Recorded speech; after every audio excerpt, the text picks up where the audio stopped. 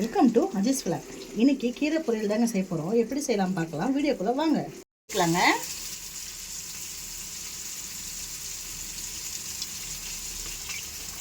வெங்காயம் போட்டுக்கலாங்க.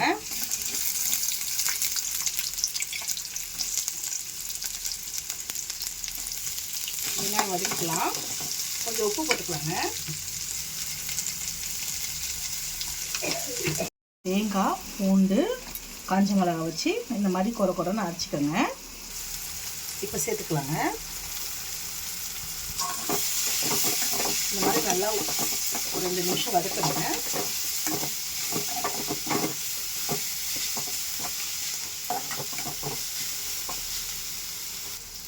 ரெண்டு நிமிஷம் வதக்கிட்ட பிறகு கீரை போட்டுக்கலாங்க. முருங்கைக்கீரை மட்டும் இல்லைங்க, எல்லா கீரையும் நீங்கள் இந்த மாதிரி தாங்க பொரியல் பண்ணணும், நல்லாயிருக்கும்.